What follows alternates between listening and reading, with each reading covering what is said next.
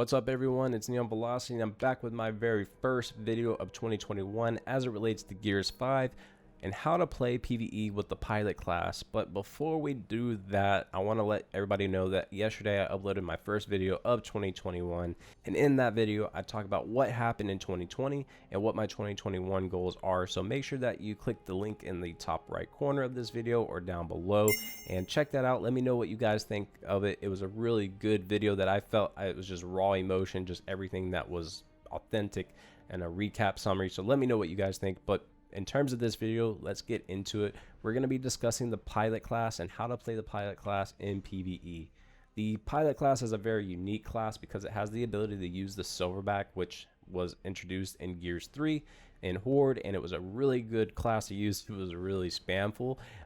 So I'm really happy to be able to do it again in Operation 5, even though it wasn't introduced in Operation 5, but the pilot class, which was formerly known as Lizzie, is now the pilot class. So how does this all work? How do we do this? That's the goal, and we're going to talk about that. So first and foremost, you have to understand the pilot class is listed under a tank, but I would be willing to tell you that it's not a tank class. It's more of a support or a damage dealing class. So understand that's a tank, but it's really not, in my personal opinion, but whatever, that doesn't matter.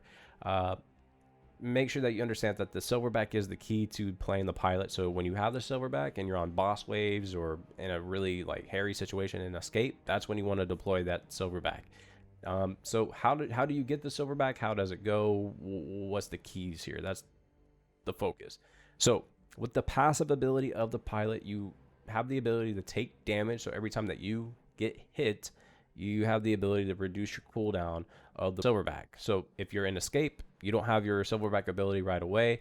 You have to take damage or kill enemies or do damage in order to speed up that recharge, and that way you can actually deploy the silverback fairly quickly. But in Horde, you have the ability to take damage, obviously, but also sink power into perks and have the cooldown reduction where you can really get the silverback fairly quickly and just do a lot of damage output depending on how you want to play your class. So today's build that I'm going is kind of a generic build. It's not a one-all be-all solution. There's definitely some variety here. So what works for me may not work for you. Let me know what works best for you in the comments below. Let's have a good discussion about what works for you, what doesn't work for you, or if you have any questions, feel free to let me know why I choose certain cards if I don't explain it well enough. Starting with this, again, the healing munitions card is a really great card. This is one of my favorite cards. It's a green card, so it's very easy to level up and very inexpensive. And basically what happens is anytime that you deal damage with explosive weapons, such as the salvo on the silverback, which is one of the three, I guess you could say, weapons that the silverback can use. The salvo does a lot of damage, and when you deal damage with that salvo hit, when you hit an enemy, it actually rejuvenates the health of the silverback.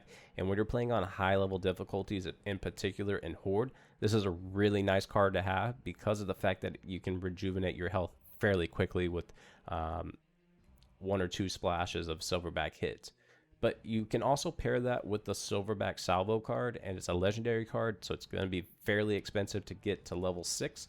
Just going from level 5 at 9 cards out of 20, it's going to cost me 44,000 coins, so I don't recommend doing it because it's a very minimal amount of increase in the duration. But basically what happens is if you're already dealing damage, to heal your silverback, you may as well extend the silverback, and that's the point of it. So every time that you deal damage, you're going to heal, but you're also going to increase the silverback salvo, or I'm sorry, increase the silverback's time because of each salvo hit.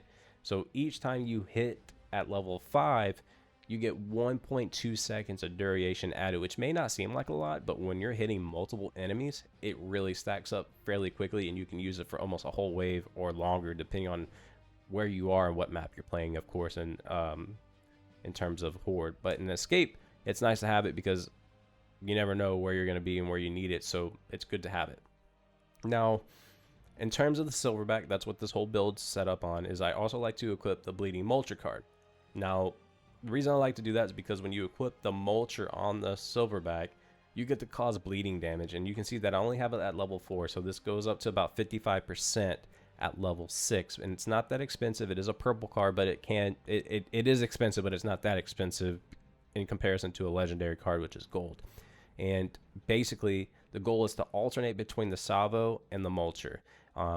You want to use the mulcher, get up in the grill of all the enemies and do a lot of damage, and each time you hit them, you're just going to start causing bleeding of damage, and it's just going to take a lot of damage and kill them fairly quickly. And then you can alternate with your salvo card to heal your silverback because you're in front of them, and extend the duration of the silverback, assuming it does not explode or die or anything of that nature.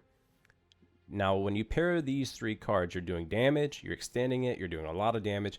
But when you pair it with the Cold Finish card, this is the card that makes the pilot class very unique outside of the silverback. It's the only card that I'm aware of in PvE in Gears 5 that allows you to damage an enemy, and anytime they're damaged when they have less than, let's say, 25% of their health, it applies like 50%. So right here, I'm going to read the exact line. It says damaging an enemy with less than 25% health also applies 50% freezing damage, and that freezing damage is like crazy strong. I don't know exactly how it's calculated. If anybody knows, please let me know in the comments below. But this card, along with these other three that I've already gone over, if it's a boss, you can count is going to get killed quickly, especially when you have your teammates starting to hit. So it's just like insane damage.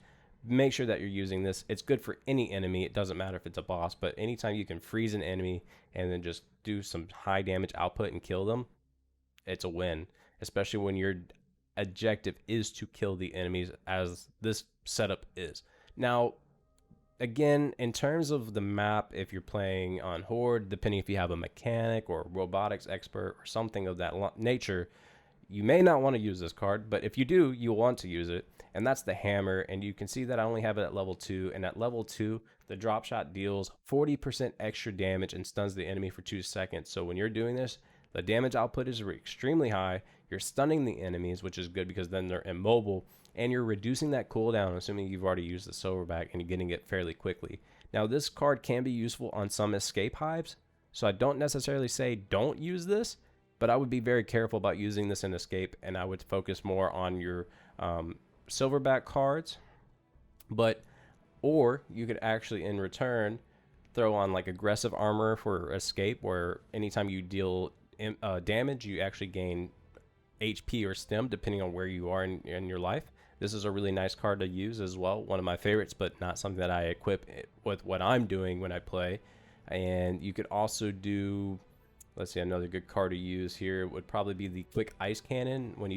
And this is good for Horde in particular, is anytime that you equip the silverback, you get an ice cannon and it tries to freeze the enemy. This is good if you're like more running into the matriarch or something of that nature, and you don't like to do it. It's just something a little bit different. In particular, like if you're playing on like Overload, to me, just a great backup card. Again, it's a green card, so it's not hard to level up, but again, it's personal preference. Mine is definitely going to be these 5 cards here, and then of course the aggressive armor. You can alternate with the silverback scorcher. I'm not a big fan of that. I feel like the silverback will eventually die because of the scorcher kind of being like active reloaded going onto the ground. It just is going to cause a bunch of damage. I'm not sure if the coalition has patched that yet, but again, this is just a high level summary of how to play the pilot class in Horde and Escape. Let me know what you guys enjoy playing and how you like to play it in the comments below. If you're new here, make sure that you hit the like, subscribe, and the bell notifications for when future videos go live on the channel. And most importantly, I hope you guys have a great rest of your day. Thanks for watching.